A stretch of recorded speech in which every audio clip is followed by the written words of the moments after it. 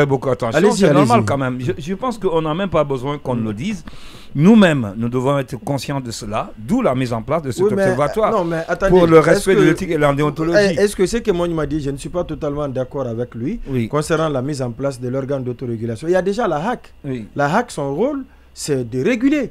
Pourquoi on va mettre en place un autre régulateur alors qu'il y a un premier qui existe? Oui, en 30 secondes, je peux? Oui, allez-y. Oui, vous savez que le Conseil des pairs, le reproche des pairs, et le tribunal des pairs, le tribunal des pairs, c'est le meilleur de tous les tribunaux. Exactement. Entre toi et moi, tous les jours, je vous soumets ce que je fais, je lui soumets ce que je fais. Ça me plaît qu'il et réciproquement. Voilà, donc ça me plaît et je peux l'accepter volontiers parce que nous sommes ensemble, on fait la même chose. Mais quand ça vient d'ailleurs... On considère que c'est une remontrance. Oui, justement, c'est normal. Ça nous amène à nous perfectionner. Parce que tu ne peux pas accepter tout le temps que tes amis te disent ce que tu as fait, c'est pas bon. Ce que tu as fait, c'est pas bon. Ce que tu as fait, c'est pas bon. C'est les amis qui te disent. Mais quand c'est la HAC, par exemple, on peut dire non, on est en train de museler la presse, il y a l'instrumentalisation. Mais quand c'est entre parce vous... que toutes les décisions que la HAC prend, régulièrement, c'est des décisions qui sont rejetées par les intéressés. Absolument. Et Thierno l'a dit, de la plus belle des manières, il y en a qui reconnaissent leur faute devant la HAC. Il faut le reconnaître. Il y en a qui sont bien motivés. La sanction peut être excessive, mais il y a des décisions qui sont bien fondées.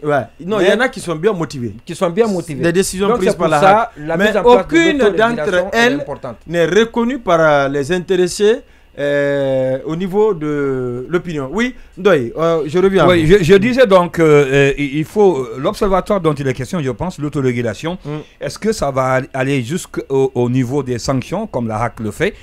C'est pour éviter peut-être que des problèmes arrivent à la HAC, justement. Comme Mounima a dit, c'est le tribunal des pairs. On ne va pas attendre que la HAC peut-être autorégule jusqu'à aller sanctionner un journaliste, comme ce fut le cas pour certains déjà. 3 mois, 6 mois, je pense que ça sera le rôle de l'observatoire, ça sera le rôle de ce tribunal entre griffes des pairs pour permettre aux journalistes de revenir à de meilleurs sentiments, éviter peut-être les sanctions qui pourraient en découler lorsqu'il sera question de le mettre devant la HAC. Ça sera un peu le rôle de l'autorégulation, en tout cas à mon entendement, mais est-ce que l'autorégulation aura tous les pouvoirs, comme la haute autorité de la communication? Je dirais non, arriver jusqu'à sanctionner et même suspendre le journaliste. Est-ce que l'organe qui va être mis en place aura tous les pouvoirs pour dire aux journalistes non, vous n'exercez pas le métier sur l'étendue du territoire pendant 3 mois, 6 mois, comme le fait le HAC? Je ne pense pas que ça soit le cas. C'est une manière d'éviter justement ces sanctions-là. Et maintenant, si l'intéressé qui a fauté, le journaliste ou encore le média en question, et qui n'arrive pas à écouter ou à se mettre dans les rangs, là, tant pis, il va peut-être en prendre les conséquences venant de la haute autorité de la communication. Maintenant, en ce qui concerne la rencontre avec le premier chef de gouvernement, je pense qu'on a besoin de connaître qui sont ces têtes, qui sont ces journalistes qui sont partis ici, c'est le cas en tout cas. C'est vrai, souvent, on connaît les Guinéens, les gens sont forts dans ça. On peut, j'imagine, on peut peut-être dire tout de suite au président la transition, le rassurer que nous sommes la corporation, nous avons une certaine maîtrise. Pour ce qui est de votre accompagnement, il n'y aura pas de problème. Prendre des garanties au nom de toute une coopération. Et ne sachant pas que derrière, ils ne pourront pas peut-être à la suite avoir une certaine maîtrise pour empêcher Paul ou Père à ne pas dérailler. Est-ce que c'est le... Oui, il y a ça aussi. Il y a ça aussi.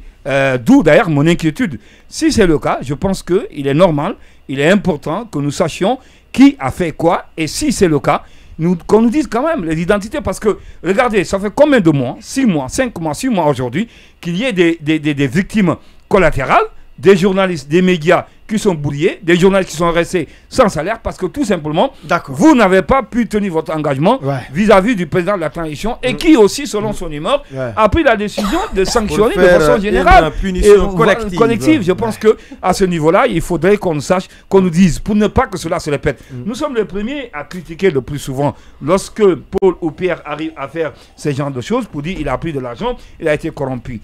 Et maintenant que cela intervient dans notre corporation, je pense qu'il serait intéressant de taper du poing sur la table.